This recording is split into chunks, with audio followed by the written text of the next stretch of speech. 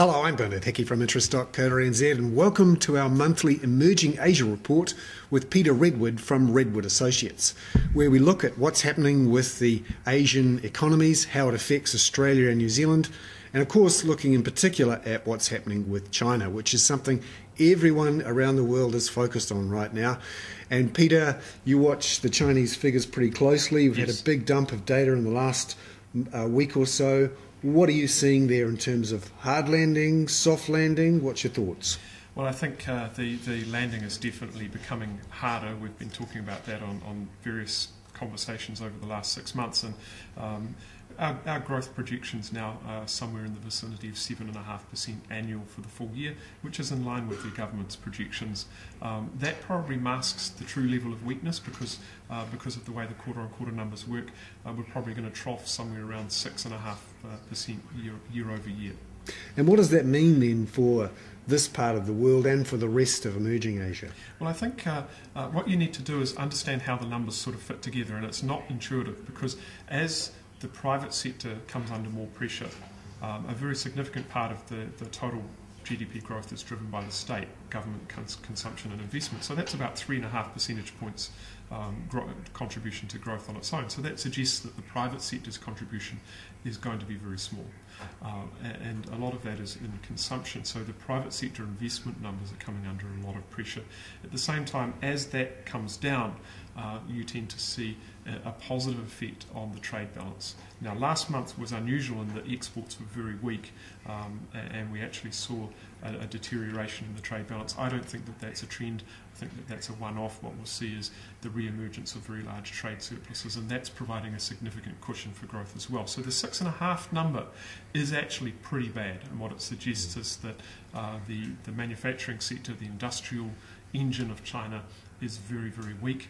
That in turn is meaning very weak electricity production. That's in turn leading to the accumulation of coal, both in the production facilities and then all the way back to Newcastle and Gladstone in Australia. It's pushing coal prices down, iron ore prices down, and that in turn is weakening Australia's balance of payments and increasing the fragility of the Australian dollar and the reliance of the Aussie dollar on this sort of funding buffer that we're getting right now.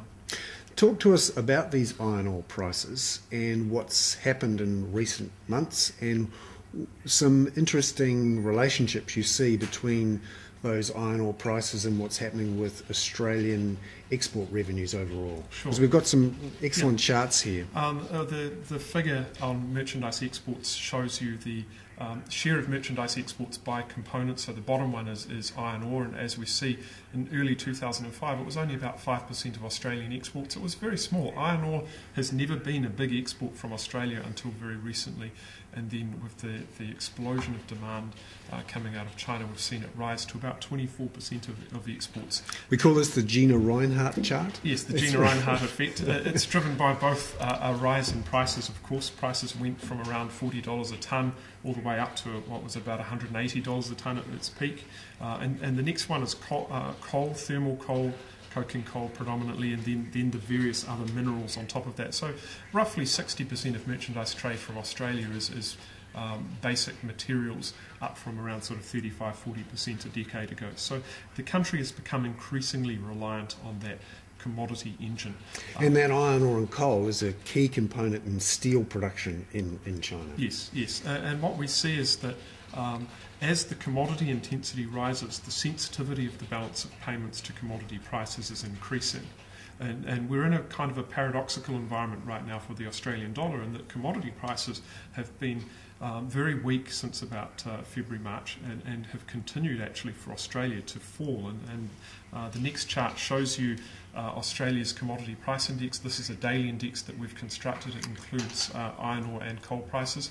So this is the tan line there, the slightly lighter yes. and that shows quite a slump in the last 2 or 3 months there. Yes, and we went through a pocket of stability at the end of June and early July. Subsequently, we've started to see iron ore prices in particular fall quite quickly. My guess is that coal prices are going to fall fairly significantly as well going forward. The second line on there, the darker line, is Australia's merchandise exports, and as you can see, they tend to follow commodity prices pretty closely. There's a bit of a lag associated with contracted pricing. Obviously, the volume of exports doesn't tend to move that fast, so the total value is going to be driven very much by prices. And what we see there is classic sign of increased vulnerability, in that Australian imports are probably going to continue to grow roughly in line with what they have in the last few months, but exports are going to come off very quickly. So the trade deficit in the second half of this year has the potential to really, really balloon. And you're saying the Reserve Bank perhaps is being a bit relaxed about this drop-off we're seeing? Yeah, I think the RBA follows these markets very closely, but they're probably more fixed on what the RBA Commodity Price Index is telling us. And our index tracks the RBA index very closely, but it actually has a lead, and the reason for that obviously is the RBA index is monthly, ours is daily, but also the RBA uses the full overlapping contracts, the thermal coal and coking coal contracts that might last for a year. So it introduces a lot of inertia into their measure, and that's probably giving them a bit more comfort than they should take away right now. Whereas you look at some of the bulk cargoes and what's happening day to day in those prices. Yes, and what we've seen is in the last week or two, significant falls in the price of iron ore. Iron ore is roughly $63 billion Australian dollars of exports in the last 12 months, so a 1% fall in iron ore, if it was sustained for a year, would knock $63 million off Australia's trade balance. Wow, and just in the last week or so we've seen more than $100 million. Several percent fall. Wow. So that's going to affect Australia, and of course Australia is New Zealand's largest trading partner. Just to step back a bit, what's driving that change inside China in the demand for steel and all that investment? What's gone on there? What's changed? I think there's a number of changes going on. Firstly, the economy is maturing, and we're seeing shifts in the demographic profile. The need for rapid infrastructure build-outs is beginning to drop away. Secondly, I think we've been through a period of very easy credit for many years in China, and very rapid monetary growth. Money and credit growth has been curtailed last year. We're seeing money and credit growth picking up right now, but that effect is flowing through, and so we've seen significant pressure coming through in the industrial sector. Let's then have a look at some of the charts that you've got here. Sure. on China, and just to explain what's going on here in terms of, for example, new orders versus GDP and how it's falling off. Yeah, a lot of people look at the HSBC PMI or the National Bureau of Statistics PMIs. They're quite interesting, but our preference is to look at one done by Market News. It's sort of the third of the PMIs, and no one really focuses on it because it doesn't have the marketing power of a large bank or the government behind it. But we find it very interesting. It is more focused on small and medium-sized enterprises, a little bit less focused on large state-owned enterprises. So it kind of tells you what is going on with businesses who are going to be more sensitive to the economy, because state-owned enterprises don't necessarily need to respond. What we see here is that new orders, if we introduce a 3-month moving average to get rid of some of the noise, they have been dropping in line with what GDP is doing, and right now we're sub 50. So we've come right down. Basically, we're homing in on the lows that we saw in 2008. And just looking too at some of the action with monetary conditions inside China, because there is this expectation, China will just pull the lever and cut rates and cut the reserve asset ratio and she'll be right. What's your view there? Yeah, monetary policy is very complex, obviously, and China is in a position where it has 20% of bank deposits are impounded with the reserve requirement, and they can cut that. The money multiplier would suggest that you would see a significant expansion in the money supply. That in turn would pick up growth, but there's potential vulnerabilities with that. Firstly, the money multiplier has been falling, the velocity of money in the economy has been coming down, so there will be problems with that. Secondly, while the government can force banks to lend through their window guidance policy, they can tell a bank, you will lend to this enterprise. There's a lot of risks to that. Firstly, the bank might lend the money, but the state-owned enterprise or the local government may simply recycle that into government bonds or back onto the central bank's balance sheet. They may not spend it at all.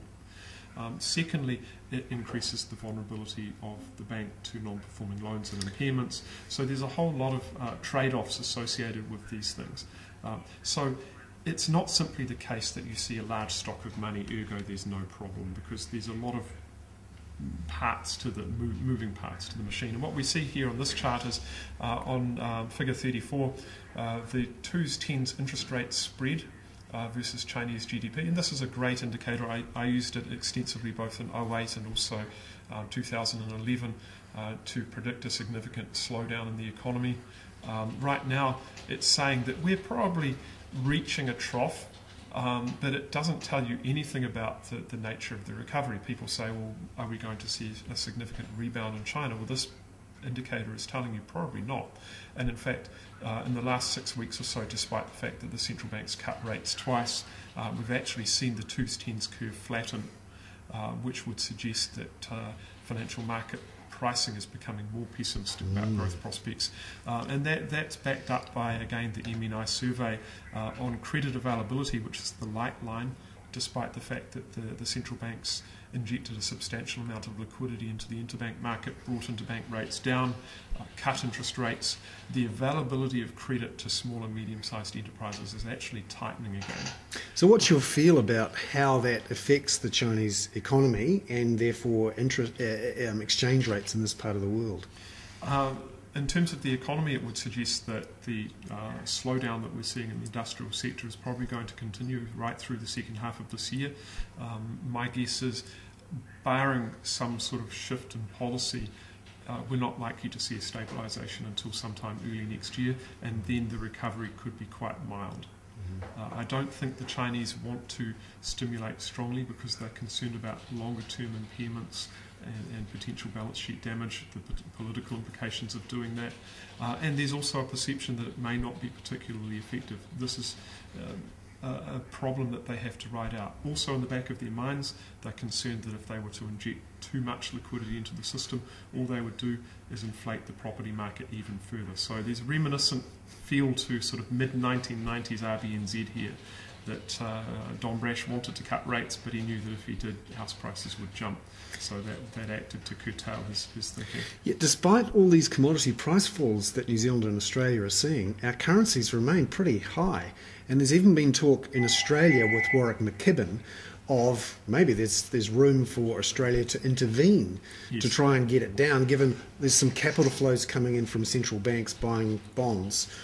What's your thoughts on whether this is likely to enter the discussion or is a good idea?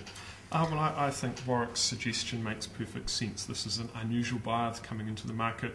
The central bank can supply them the Australian dollars directly so that it doesn't necessarily push on the Australian dollar. Would it have a major impact on the Aussie from where we are now? Probably not. It would have a modest impact, I guess. I think the key thing that's driven Aussie and Kiwi higher since mid-June, and we've been scratching our heads on it because it's been remarkable, the breakdown in the relationship between commodity prices and what the economy is telling us, and what Aussie and Kiwi and the S&P 500 and a whole range of financial indicators are doing. The only conclusion we can see is that financial markets have been attempting to price in QE3 in the United States and substantial balance sheet expansion in Europe. And so you've had a preemptive buying of these assets, and that's driven Aussie and Kiwi a lot higher. I think that that's a significant risk. Our assessment is that, in fact, we've done quite a detailed study of QE. I think there's a lot of mistakes in people's analysis of that. Firstly, the QE doesn't actually involve printing money. It involves buying longer-term bonds and replacing them on the Fed's balance sheet by selling to banks very short-term overnight paper. So there's no increase in the money supply. So they are sterilising this? Yes.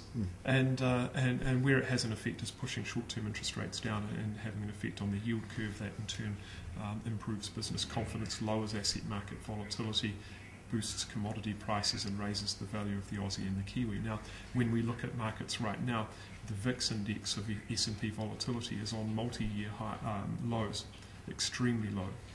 So that's already priced. Short-term interest rates have fallen dramatically in the last couple of months. That's already priced. Doesn't though that make our currencies, Australia and New Zealand, more attractive on the interest rate relativities?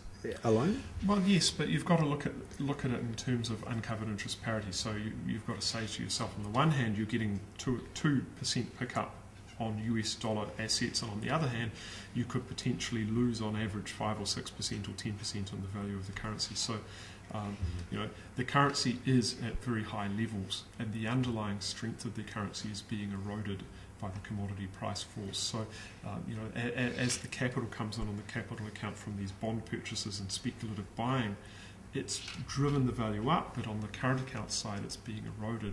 The risk for Aussie and Kiwi is that this bond buying dissipates and you're still left with the imbalance on the current account side, and when that happens, we've been down that road many times in New Zealand. The Kiwi dollar falls very, very quickly. So some risks there for those who are banking on QE if they think that the New Zealand and Australian dollar will remain high. Yeah, our analysis suggests that QE is already largely priced. Excellent there. Peter Redward from Redward Associates. And if you're looking for more detail on those bits of research that we referred to in our chat, we'll put a link in the text version under this video to go and have a look at what Peter's up to with that research. I'm Bernard Hickey. Thank you very much, Peter, for coming in. I'm Bernard Hickey for interest.co.nz. That was another of our monthly Emerging Asia reports.